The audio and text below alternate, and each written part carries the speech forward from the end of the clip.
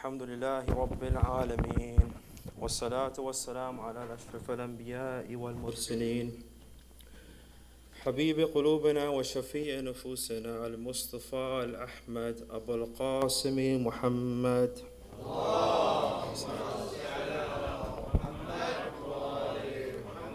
وعلى طيبين الطاهرين والمعصومين. الحمد لله الذي جعلنا متمسكين بولاية سيدي ومولاي علي بن أبي طالب.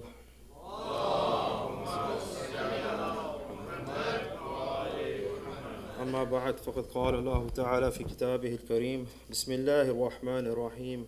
قالوا يا موسى إن لن ندخلها عبدا ما دموا فيها فاذهب أنت وربك فقاتلا إنها هنا قائدون.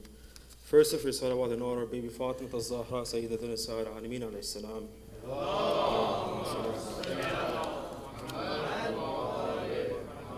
Second, with the louder of your voices, in honor of the Imam of our time, Imam Sahib al-Asr wa Zaman.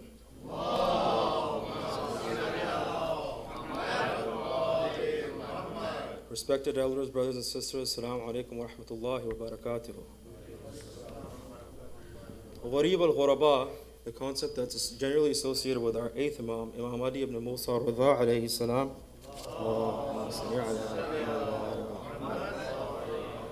It's a very important concept because as we go across different jamaats across the world, jamaats of different cultures, centers of different cultures, whether it's the centers in the west, east, those in Iran, in Hausa, for example, in Qom, Mashhad, Tehran, and so forth, we notice that a lot of times at the end of our programs we recite a ziyarah. In the ziyarah we have a tendency of reciting, associating this title with our eighth Imam. And to our common understanding is that because this eighth Imam was buried at a location that was away from his forefathers, he lived a life which was essentially secluded from the rest of the Imams before him. As further on, it's a subject that maybe a lot of our elderly might be familiar with because it's something that a lot of our elderly people like my parents' age or even my age might be familiar with that concept because we're generally told a little bit of the biography of Imam Ar-Ridha, explained a little bit about the Khorasan, his migration there. But perhaps some of our youth might not be familiar with the concept, or even there might be cases where people aren't even aware of the definition of Gharibul Ghuraba. Therefore, tonight I'd like to discuss this subject in the context of our Imams. I would like to take the subject up in two forms. First, in the concept of our eighth Imam, whose wafat we've gathered to commemorate. And second, in honor of our 12th Imam, Imam Sahib al-Asr wa Zaman.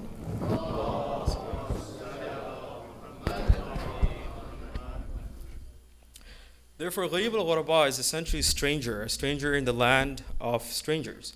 So every Imam, especially after the third Imam, a lot of Imams were, to some extent, a stranger in where they were. Essentially, as we know, the biographer fourth Imam, he was in the transition of where the Umayyads were still going to their fighting for powers and greed, whereas our fourth Imam had some time to spend in Medina to spread the Islam. Furthermore, if you go on to, for example, our biographies of our fifth and sixth Imam, it's a similar story. Whereas our seventh Imam was migrated on to Baghdad, he migrated to Baghdad. Well, it wasn't because he was forced, it was essentially he was imprisoned in Baghdad. So furthermore, to explain this concept, I'd like to touch up on the idea of the definition, which essentially is a stranger. However, this definition, but if a lot of our youths, when they look at it today, they might be like, well, Imam Ridha is, mashallah, ziyarat, or there's so many people visit them every year. There's articles, like for example, an article published in 2007 with Wall Street Journal that said there's approximately 13 to 14 million individuals that visit that ziyarat every year.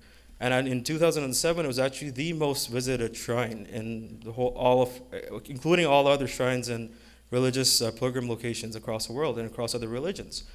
So therefore, maybe some of the people might be confused as to if that was a concept, if there's so many people visiting him, why do we call him Gharib al-Ghuraba? As in, why do we still associate this title with him? However, I'm not trying to diminish the subject or ideology of Gharib al-Ghuraba. It's definitely associated with him because at the time that this Imam lived, he was a stranger. He was deceived by the people that were his apparent followers. He was deceived by the apostates of this time, which I'll touch up later in my lecture. Furthermore, what's important is that the Imams of our time today were Gharib. For example, the four Imams that are buried in Jannat al-Baqi, where we're not even permitted to visit them because of the regimes there. Whereas even about a decade ago, Imam Hussein was a gharib in this regard. Imam Hussein will I'll touch up on later as well.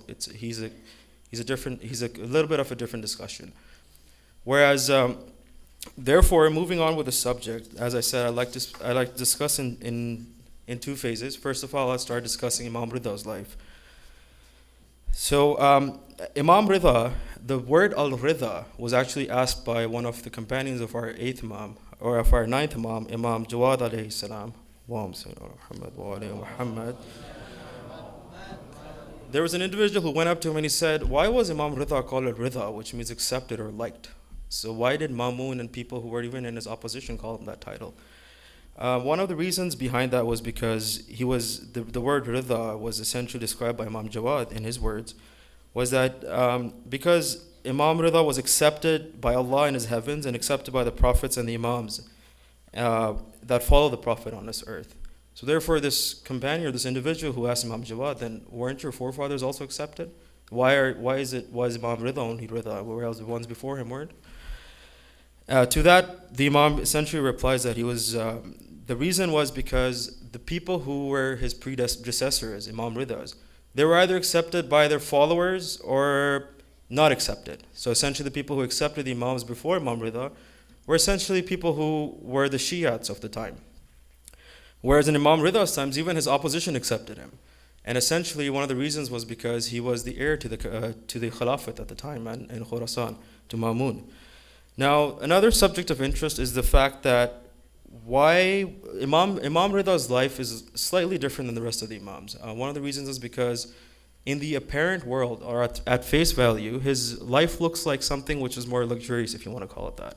Something which is a little more extravagant than what we have typically read about our third, fourth, second, or even Amir al-Mu'mineen. So in that regard, one of the subjects I'd like to touch up on is the fact that how did this image or this portrayal come to Imam Ridha? How did people start associating him with luxury or with being a higher end Imam, if you want to call it that?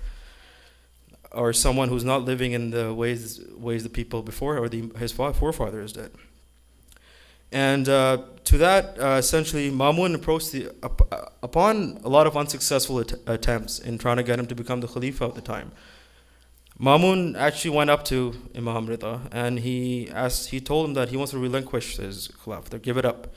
And he wants basically Imam Ridha to become the Khalifa, and he was okay to swear allegiance to him. Now, this is a very important subject because this subject is relevant to our 12th Imam as well, whom the core of my majlis is about, or the core of my lecture is about. When someone of that power, of their extravagance comes up and gives something up to Imam Ridha, we would assume that, if the first Khalifa did the same with Amir al-Mu'mineen, maybe he would have accepted it. But that's not true. There's a lot of wisdom behind the reasons why they denounce something like that. So Imam Ridha responded back to him that if this Khilafat is a gift to you, then you don't have a permission, you as a human being or as a Muslim, don't have permission to give up something that Allah has bestowed upon you. That you can't just give it up as if it's a clothing that, this isn't mine, that you can keep that. However, if the case, so now this first part of this with hadith is important in relevance to people who, our brothers in our other brothers in our school of thought, other schools of thought in Islam, where they assume that certain things were predestined. Where Khilafat, certain aspects of it was predestined, Yazid had to become the Khalifa, Imam Hussein had to get Shaheed. So this explains the first concept, that if the Khilafat was upon you, then you have no reason to give it up to me and gift it away like that. Secondly, if it is not yours, if this Khilafat is not yours, then you have no permissibility to give something which is not yours. Therefore, this explanation or this contact between Imam Ridha and Mamun gives us a little bit of an idea that from the beginning, the Khilafat was never even his. Whether he wants to sit on the throne or not, call himself the king, want people to pay allegiance to him, this is something that Imam Ridha did not want. He was not out there to prove to people that, so long as I sit on the minbar, so long as I can give speeches to people, so long as people can come and obey me in political issues and other issues, I'm their Imam. Otherwise, until I don't get that title of Khilafat, I'm not the Imam. So therefore, that explains that aspect of Imam Ar-Ridha. So eventually, Mamun threatened Imam Ridha to a point where there's a narration that says that he actually threatened to behead him as well. So Imam Ridha had to accept it. So he did not accept the Khilafat, but instead he accepted becoming the heir apparent or the successor to the Khilafat. And therefore, but he set up a couple of preconditions. And some of those preconditions were very important because these are preconditions that actually led to his wafat. And those preconditions were essentially where he's not going to take part in any of the political affairs. Anything that has to do with the Khorasan politics or elsewhere in the Muslim world, he does not have anything to do with that. Secondly, he did not want to be a part of Mamun's mistakes where he can turn on and tell Imam Ridha to go and fix them. As was the case in obviously the second Khalifa in Amir al-Mu'mineen's time. Thirdly, there were many conditions. One of the other conditions was that he did not want any sort of position as in terms of a government position where posts where people could come and report to him. So he did not want anything to do with that either. So therefore, upon that, upon Imam Ridha being selected as the next, as a successor to Mamun, there was a huge feast thrown. There was a lot of people who came in. They came and pledged their allegiance to them, and so forth. And as a matter of fact, Mamun actually asked his son, in this regard, to go and be the first one to go pay allegiance to Imam Ridha. So it was obviously a sign of hypocrisy. And furthermore, it goes on, there's some riwayat that say there were about 30,000 people who came to pay their allegiance to him. However, one of the things that Imam Ridha was misunderstood for, now the reason why in my observation of why we can call him Ghuraba, was because people looked at him as a famous individual, as I discussed a couple minutes ago as well. They looked at him as someone, he's the next Khalifa, so he must be a powerful guy. They failed to understand the more religious aspects of him. There was an issue of followership, similar to the issue that we have today with our 12th Imam, where we do recognize his position. We do recognize that he was the one after the 11th, he's the Qayyim, and so forth. However, we fail to follow him in his direction and in what he has taught us and what he expects his followers to be. To a point where there's a story which I really haven't heard much being narrated by other people, but I believe this was narrated by Sheikh Saduq, where right after Harun Rashid got Imam Musa al-Kadhim killed, he sent people to Medina to go and invade the houses of the Sayyids. Now we do hear the story where the Sayyids were beheaded. He had a whole chamber with a bunch of heads with the name tag stuck to the skulls and all sorts of stories as such. However, when he sent people, similar to the story of when after the Shahadat of Imam Hussein, the tents were the tents were ran into by these individuals. A lot of these certain executives were assigned to go to different houses from the Al of Abu Talib. So the person who was assigned to go to Imam Ridha's house to go and loot that house, when Imam Ridha became Khalifa, when Imam Ridha became Imam, during his Imamat's time, we've reflected on some of the actions his father did, and one of the things that he did not agree with was this factor. He felt that some of these executives should be summoned for the actions that they made or for how they went forward and let's say insulted or looted the Sayyids. So the individual that was brought forth in the court while Imam Ridha was sitting there was one of the guys who actually looted Imam Ridha's house. He really freaked out when he saw him. He's like, Imam Ridha is here now. He's become this powerful entity. At that time, he was just Imam Kadhim's son, essentially of no importance to him at that point. He got scared. At that point, Imam Ridha whispered something in Mamun's ear, and Imam Ridha whispered in his ear to forgive him. This person who was here, let him go.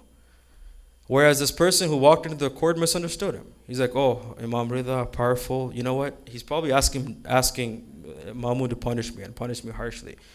So without even reflecting on what Imam Ridha's status was, he just turned to Mamun and he said, Mamun, don't listen to him. Whatever he said is a lie. And by Allah, whatever he says is a lie. So whatever he does, don't do that. So Mamun looked at him, he said, you said by Allah, so you gave me the promise of Allah. Therefore, he was asking me to save your life, now I have to kill you. So essentially, this person lost his life like that. The point being is that Imam Ridha's importance his stature was raised after his wafat. A lot of the Imams, as we know, we tend to recognize their abilities because we were born, let's say, 13 generations later, or 1300 years later, 13 centuries later. Therefore, we have a tendency of drawing some sort of a connection that, we saw Imam Ali's the mistakes Imam Ali's people made, and so forth, so on, and we're like, oh, we're not going to make the mistakes Imam Ridha's people made. Yeah, they made false allegiances. When it comes to our time, don't worry about it. We won't do that. Therefore, as Imam Ridha once, when he passed away, then as we know, the shrine was built, and as I mentioned earlier, that his shrine became one of the most, actually the most visiting place before Imam, now that it's Imam Hussein's, to a point where there's certain sources in that Wall Street article that I was speaking of, that it represented for about 7.5% of, in an economic stance, 7.5% of Iran's GDP, which was roughly equating to about $190 billion in 2007. Now, this money wasn't always from people of Zawars who would go and donate. This was, in fact, this shrine became an economy on its own. As a matter of fact, there was, for those of you, inshallah, who visited Imam Ar-Ridha, for those of you who haven't, inshallah, may Allah hasten your visit there.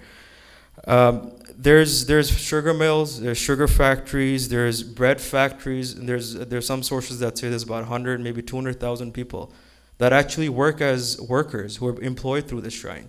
Now, these aren't the people who are sweeping or cleaning, because that itself is a waiting list. So if you find people who are the khadims of the shrine, let's say the people who are guarding or the ones who are taking your slippers in and giving you tokens for it, and so forth, those people are on a waiting list. According to 2007, the figure said that there's a waiting list of 20,000 people ahead of you. So by the time, like I remember there's a story one of the brothers was sharing. He went for ziyarat. And he said that, I was there and I got so excited. I was only there for 3-4 days. And I said that, I went up to one of the khadims and I said, I want to do this. I want to become a cleaner. Which list do I go to? And he turned on to his brother and he said, brother, the list is, there's 3 more years to go till your turn. And he was surprised because some of the people who, a lot of us might know already, is that a lot of these are wealthy people, doctors, actually people who are working professionals, but they dedicate their time to the service.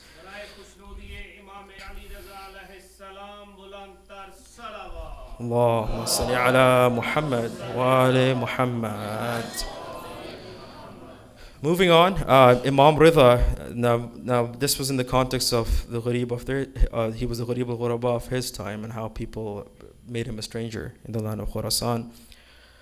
Imam Ridha has a very famous saying about Imam Mahdi, and he said, Islam started out being a stranger and will return to that state. Blessed be the strangers.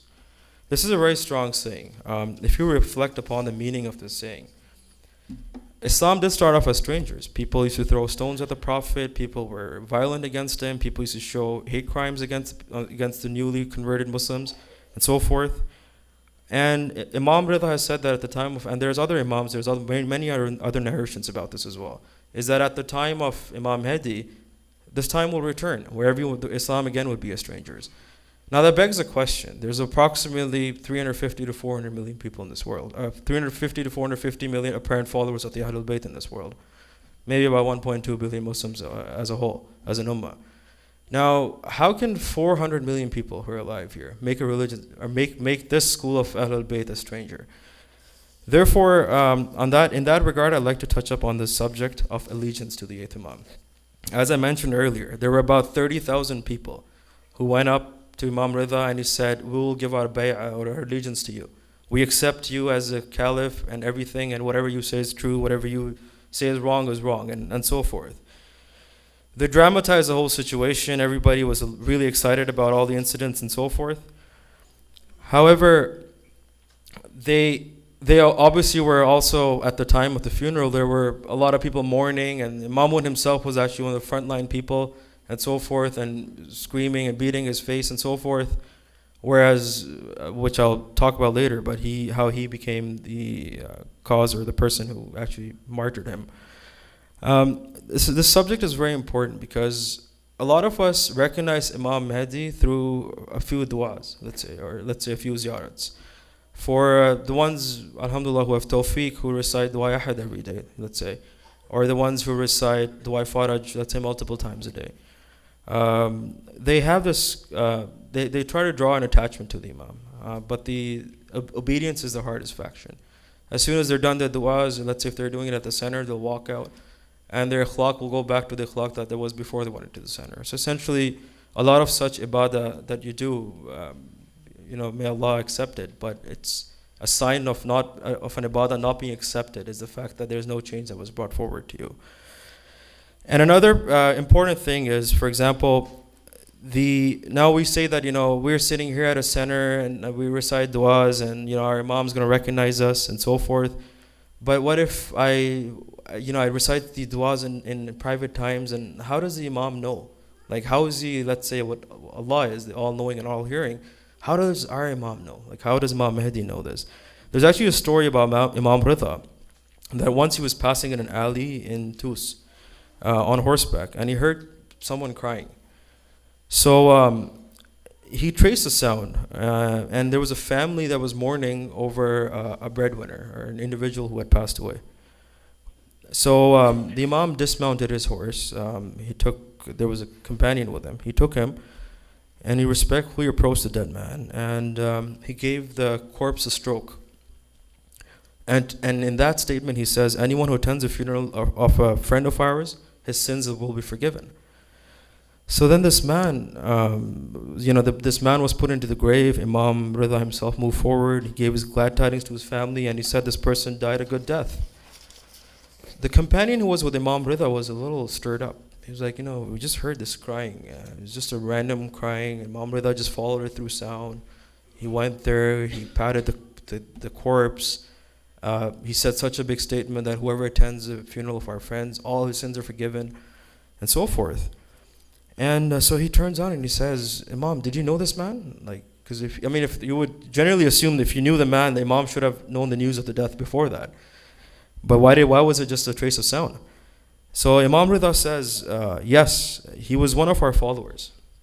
We're always aware of our followers' circumstances. If we see those committing sins, we ask Allah for their divine forgiveness. If we find them doing good deeds, we wish them divine assistance.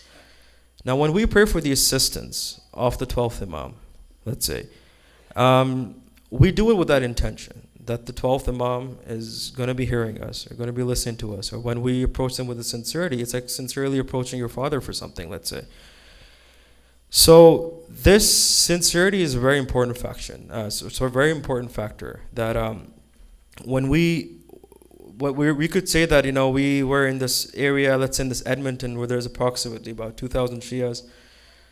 We weren't in an area where there were all these shrines. Like a lot of Hausa people have this advantage of going to Masumai Qums, and we should read the story of a lot of Mujtahids, Marajis, that this Maraji used to visit, let's say, every week. This other Maraji used to go there every day and recite Dua Ahad, let's say, or Dua Nudba every Friday. But how are we that fortunate? Like, how can we do this sitting in a city where there's only about 2,000 of us? One of the ways to be able to enlighten yourselves or make yourselves important in the eyes of the 12th Imam is not just by going in groups and going for ziyarat. Of course, that's a very important thing. Like, I'm not demeaning that faction or not putting it down. But those aren't our only limitations. Now, dividing ourselves up in communities is something which is completely looked down upon in the Imam's eyes. As we noticed that, when a lot of us were younger, we all had the same Jamaat. We grew up in this Jamaat because everyone in our village went to that Jamaat, everyone in our city went to the same center, everyone practiced the same thing, everyone spoke the exact same language, whether you were from Pakistan, Afghanistan, Iran, Iraq, wherever you were from. That was one of the things that people used to do was, we were always go to the same place. We were so used to that. But then our tests start when we leave our home countries, when we leave our comfort zones and come into countries and cities like this, especially a city like Edmonton. When you go to bigger cities, you notice that if they have about 10, 15 Jamaats, it makes sense because, the community is so massive that it's hard to put everybody under the same roof. Whereas our communities constantly get divided upon, especially in this town, based on language barriers, based on some characteristic barriers, things like that. So instead of overcoming these issues, we just tend to just take it on the side and just divide it. We're like, okay, I speak X language, you speak Y, I'm going to make an X center because I don't speak Y language, and so forth. Another problem that we do is we create animosities. Bringing it back to the point that we're only about 2,000 people in the city. And we're essentially only 400 million Shias. When you compare it, we're not even 10% of the world. We're about, let's say, about 5% of the world. So when we look at it in those figures, there's one of the animosities we create is that when there's a disagreement between two brothers or two sisters in some regard, we have a tendency of just cutting off relations from them. Whether we cut ourselves off and make another jamaat or another center, or we just cut our relations that I don't want to see this person's face again. But I will say Assalamu alaikum in the center, but because of diplomatic reasons, but otherwise I don't want anything to do with them. There's a hadith by Imam Hussein, salawatullahi wa salam alayha,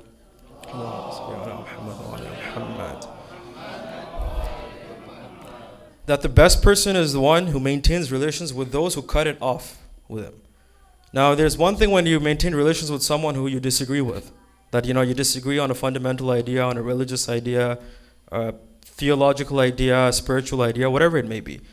It's a whole different story when you maintain relations. You continue to maintain it with those who have basically openly said that I'll cut it off from you. So basically, Imam Hussein is essentially implying that that's one of the signs of a believer, is to go forward and still maintain relations with them. You don't have to go forward and start, let's say, going extra miles if you don't want to do that. But the bare minimum you can do is at least maintain the relation. Don't just cut it off from them. Salli ala Muhammad wa ala Muhammad.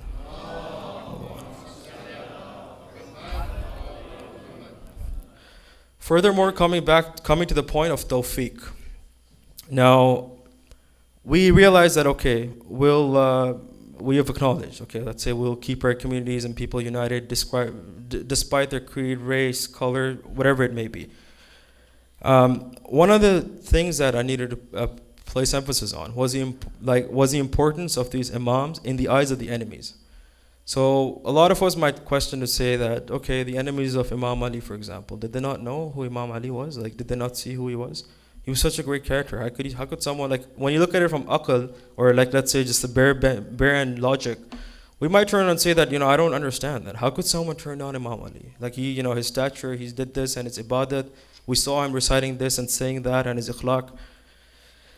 There's one of the stories that I'd like to share is about the story of our seventh Imam, Imam Musa ibn Jafar.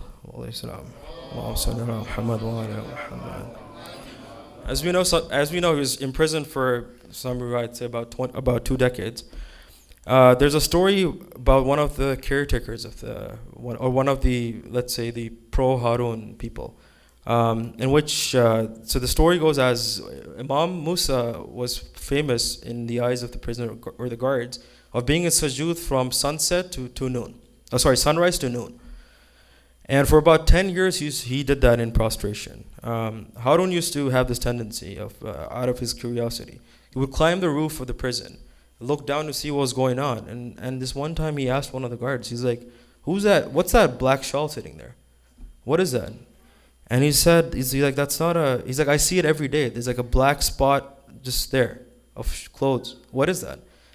And so he responded by saying that it's not a cloth. It's Musa ibn Jafar. So he's like, and then Harun responds, he is indeed one of the holy men from Banu Hashim. Now, so recognition, done. So he recognized that he was, obviously that's why he imprisoned him. So he recognized that, yes, he was one of the most holy men of Banu Hashim. He was the most holy man. So this person, out of curiosity, who was Harun's sidekick, if you may, he asks him, like, why have you confined him in captivity then? So, I mean, if you're saying this, to that, he responds in essentially 5 words. Alas, it must be done. Or this is how it must be. Now, this is how it must be is a statement that you would say when you have a lack of tawfiq. Tawfiq is something which is a gift from Allah subhanahu wa ta'ala. You work towards it through your inner spiritual building. And you work towards it by drawing your connections towards your brothers and your other fellow believers. And even in a pluralistic state with people when you tend to coexist with people who are not the same religion or sect as you are. One of the important factions is that these people, like let's say Harun Rashid in this case, who recognize that there's no holy man than him, but he had no problem imprisoning him for about 2 decades. He also realized that not only imprisoning him, we'll have no problems in giving him poison, killing him, and then leaving his body on the bridge, and then his family can just come pick it up when they want. Furthermore, as I was narrating about the story of Imam Ar-Ridha, same thing with Mamun. He used to be in the presence of Imam Ar-Ridha, but he didn't have the tawfiq. There were other people, like for example, the people who weren't the companions of Imam Hussein. They all recognized him. Even his killers recognized him. There was no doubt about that. The only missing faction between them and Imam Hussein, the reason why between rejecting and accepting Imam Hussein or the other Imams, all of these basically corporates in our Islamic history, was tawfiq. That Allah subhanahu wa ta'ala, it's not a light, it's a light that Allah sheds, but you keep blocking it from your heart because of your own sins. I could sit around here, pray all night for something, but if I'm not getting off my seat to get out and do something, I can't expect Allah to just give it to me in my lap. It's the same thing with spirituality and building your relationship with the Imam of your time. As a matter of fact, there's a saying by our ninth Imam where he says, every believer needs three things: tawfiq of God, exhortation from the self, and acceptance of advice of others. Brothers and sisters, the third aspect goes back to my community issues. You can, let's say, pray for tawfiq, and let's say, inshallah, you get it. You can also say that, okay, exhortation from the self. Okay, I'll try to purify myself and move forward with that as well. Okay, I'll try to do whatever, refrain from haram, refrain from things that affect my nafs and so forth. Acceptance of advice of others is probably the most difficult factor. We have hadiths from even Rasulullah where just for the sake of keeping unity, there's ayats in the Quran referring to it as well, that he would still take advice from people. Now, we know that there's no action that Rasulullah would do without the command of Allah. But at the same time, there are certain things you need to do for even namesake. So there are certain things that you would take an advice for just so you don't hurt a fellow brother or a fellow believer. Other times, accepting that advice is very important. There's a lot of times that you might, deep down inside, you might accept it. That, I agree that we should unite as a community, but for political reasons I can't. I need to have my own center or my own jamaat or my own majalis is separate from the rest of the believers. So deep down inside, all of us to some extent might accept a thing or two here and there. But the hardest thing is to we will listen to it, but the hardest thing is to accept and enact upon it. So we might think that, I agree, we're doing haram, let's say tonight, for example, on New Year's Eve. Okay, yeah, I know it sounds like a good idea, and I heard a lot of people talk about it. A lot of speakers come forward and talk about it. But I don't know, once, no one's watching me now, I could just go ahead and, do it. I don't have to accept anyone's advice at this stage because it might undermine me or it might put me lower below this person and so forth. So essentially, our actions as such, as I just described, these discussing things as dividing, ignoring others, not taking advice from our fellow believers and so forth, are the reasons why we, coming to my second section of the majalis, have essentially made the Imam, our 12th Imam, Gharib.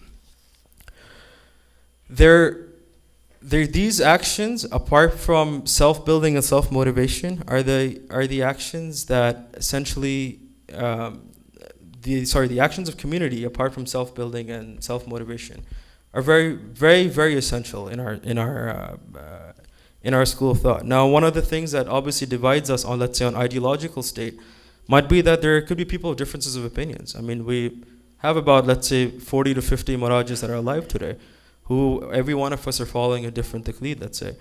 So that's okay, Everyone can have their own personal belief system in the sense that fiqh-wise, okay. But fiqh isn't everything, though. Fiqh is, okay, how to pray salat, how to do wudu, and so forth. But what about the akhlaq? What about the people you treat next to you? Okay, if the person next to me is following a different maraji or he comes from a different background, let's say a cultural background, he follows a ritual that isn't the same as my ritual. Like, let's say an Afghani is doing something that a Pakistani does not do, an Iraqi does something an Iranian doesn't do. That's okay. So long as the person is not doing haram, you don't have to go forth and tell them that, brother, I don't like this and that. I don't like it. It's all about everything about I. I don't like this. I disagree with this faction. I'm going to separate myself from you. Let's move on. Now, Ithna Ashriism, if a lot of you guys may have realized this already, it's essentially the only sect, not only religion. I mean, in Islam, we have maybe, let's say, 70 plus sects. Ithna Ashriism is the only sect that not only permits you to question, but actually encourages you. Now, a lot of times, we would say, a lot of us like to take advantage of this faction. We're like, okay, we're permitted to do this. Now, how do we go about and take advantage of this? How do we mock someone? If there's someone who's, let's say, a little less learned, more learned than us, how do we sit them and bash them down with questions? We'll start asking questions in public that will annihilate them. It'll embarrass them in the rest of the community. Now, this isn't a learning stage. This is a question just to make someone look awkward. Now, as I said, if this is the only sect that encourages it, it does not encourage it so it's your green card or your signal, your green signal to go and humiliate someone else. Rather, this comes with a huge responsibility, and the responsibility is etiquette or akhlaq. Now, if you disagree with someone on a certain ideological stance or philosophical or religion or theological stance, or let's say even on a metaphysical stance, there's an approach to it. Like, a lot of us over here who've been to university would realize that you don't just put up your hand and just bash a professor down. Because, as a student, back when I was in university, we would always have this fear that, if I ask too many questions, there's a chance that this professor might fail me in a certain pop quiz or a certain exam or even in this course, let's say. But when we come to our centers, or when we come and approach, let's say, our scholars, or our maraji, or not even, let's say, maraji, just other speakers who come and visit us, we have this tendency of just bashing them down with questions because there's no exam, or let's say a physical exam that we're going to be failing here. So we're like, oh, what do we have to lose? We can go ahead and just go all out. Just ask whatever you want, say whatever you want. We're free to opinion. That's okay. As I said, this religion promotes that. But it promotes that with respect. As I said, the responsibilities of ikhlaq and etiquette. As long as you can maintain that etiquette, whether it's with someone of your same age or contemporary, someone who's older, or let's say if it's someone who's elder and a scholar, there's a certain method. You won't just get up one day and tell your dad or mom, like, Dad, I don't agree with this. I don't care what you've been telling mom and telling us kids and my brothers and my sisters. You won't do that because of your fear of your dad. Some of us who are younger might be scared that we might get smacked on the head or something. But, some of us who are older might just be like, okay, if I continue doing this with my dad might even eventually say, just get out of my house. And, that's probably the worst thing for people, especially some of us who are older, to have their dad say such a thing to them, okay, like, get lost. So, but that when such a thing would happen on a religious setting, that you're not going to get thrown out of the mosque. You're not going to get told by the scholar to get lost from here. So they take advantage of that and they'll keep going on with that. So one of the points of reflection, now having said that, is that with the akhlaq and the etiquette of dealing with the community, these little things are essentially these seeds that grow into the trees that will create the unification from when our Imam returns. Now, we need to realize that as a point of reflection, I would like to have you guys with a thought that what are the differences between us, the Abbasids and the Umayyads? Now, we sit here in all sorts of ziyarats. We sit here and send our la'an, or the let's say the absence of blessings to all these guys, and we say that may Allah take the rahmah away, take His blessings away from all these characters.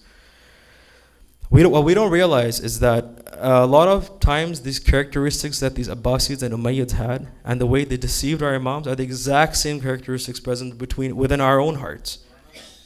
Exact same characteristics. We can call someone Yazid, Muawiyah, or Tom, Dick, or Harry.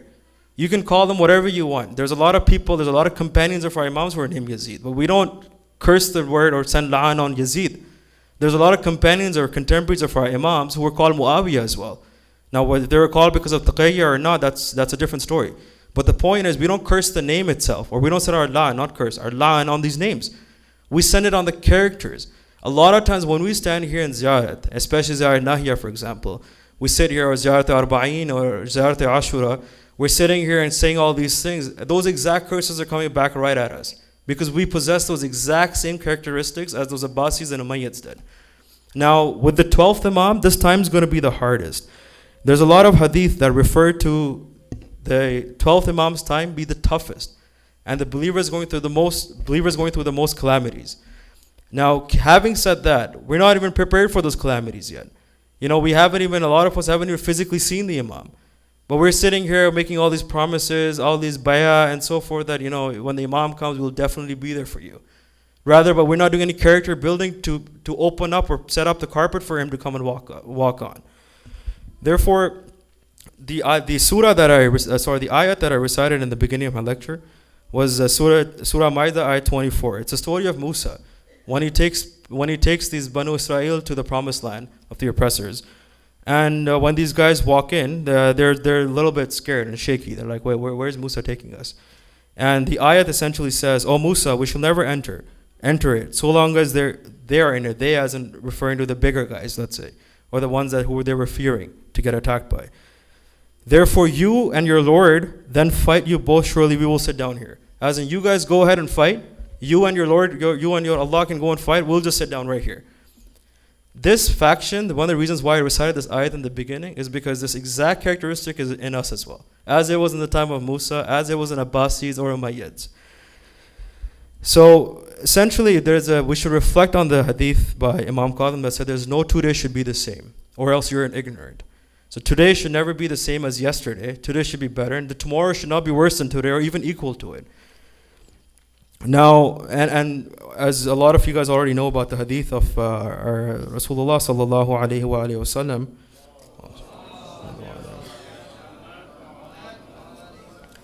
the 1 hour of reflection or contemplation is better than 70 years of worship. And now that we only have a few hours left in this night, I think a lot of us should sit, reflect on the actions that we made in, let's say, the 2013, and what kind of mistakes that we make that we should not go and repeat in 2014 again. Whether it's just one little thing, whether it's just one little addition, or one little characteristic that you could turn out and turn to Allah or the Imam, let's say, after you pass away, if the Imam does not return in our life. Let's say that Allah, I did this one thing. That one thing I reflected on and I changed because I realized the mistakes that our community had in this city, or let's say our communities across the world, that this is the change that I brought starting, let's say, January 1st, 2014. Now, moving to the wafat of Imam Ar-Ridha. Imam Ar-Ridha passed away at the age of 25. He was poisoned by the grapes of Ma'mun. Upon the poisoning, Imam Ar-Ridha, Imam Jawad walked in, and he gave him ghusl, gave him the kafan, prayed over his body, and from that point on, he went forward and he left. This brings us to the Gharibul Ghuraba of all our time. My Imam Ar-Ridha, subhanallah, there's a lot of fellowship right after his death. The Gharibul Ghuraba of all time was Imam Al-Hussein alayhi salam. There is no doubt about that. The actions that he did, the kind of calamities people had to go through even after he passed away. During Mutawakkil's time, there's times of other Imams. The kind of actions they did in order to stop the followers of the Ahlul Bayt to go and visit this Imam. There are some narrations when I was talking about allegiance. There's some narrations that said 18,000 men swore allegiance to Muslim bin Aqil. As a lot of us know, their narrations could change. It could fluctuate between 18, maybe 20. 18,000 people went, let's say. But they still had Muslim bin Aqil martyred. They swore allegiance and they said everything that, we'll take part with you. We'll take part with Imam Hussein. He's on the right path. But a lot of them, unfortunately, were still the followers of the Ahlul Bayt, but they got killed in Kufa. Whereas a lot of them just betrayed him. Imam Hussein is not only gharib because of his shahadat. That in itself is a ghurbat on its own. It's how he was left strange in that particular stance. That on its own is a separate story. Apart from his shahadat, the events that followed Karbala are a reason why that title of Ghuraba Gharibul Ghuraba still goes to Imam Hussein. The way his family was tortured, the way the ladies, their veils were taken away. There's a very famous hadith by Rasulullah that talks about Bibi Fatima. On the day of judgment, Bibi Fatima, when everyone's congregating, she will hold a bloody shirt in her hand. She will go to the throne of Allah subhanahu wa ta'ala, and she will ask Allah to judge between Hussein, her son, and her killers, and his killers. Bibi Fatima alayhi salam is a very important notion. She's like essentially the backbone of Masa'ib. The reason is during her lifetime, she saw, for example, Rasulullah, her father pass away. She saw Amir al-Mu'mineen being tortured. Moving forward, she saw Imam Hassan being tortured. After she passed away, Imam Hassan got tortured. Imam Hassan's, even his mayyat or his janazah even got attacked. And then Imam Hussein, this child who she essentially bred by putting a drop of food and raised this baby from a baby to a man. Imagine what this woman went through on that day, on Ashura. When this child whose chest she used to touch and kiss, and on that same chest, she saw Shimba sitting there. She saw Shimba sitting there and beheading him. Right after that, her two daughters, Zainab al-Kubra, Zainab al-Sughra, or Bibi Kulthum, how their veils were stolen, how they were basically gone from city to city, the way they were maltreated, the way they were tortured with spears. May Allah give patience to the 12th Imam for our time. Inna lillahi wa inna alayhi raji'un. Brothers and sisters, please raise your hands for dua. Bismillah ar-Rahman ar-Rahim. May Allah raise us with the 8th Imam. May Allah guide us from the lessons of the 8th Imam when it comes to the time of our 12th Imam. May Allah cure the ill in our community and those communities abroad as well, all across the world. May Allah give us the tawfiq to become a sincere follower in the occultation and the reappearance of our 12th Imam. May Allah give our youth the tendency to go and stay firm in this path and help all those and accept the deeds and hajat of all the shari hajat of the members of this community and the communities abroad. Followers of Ahlul Bayt. ربنا تقبل دعاء إنك سميع العليم.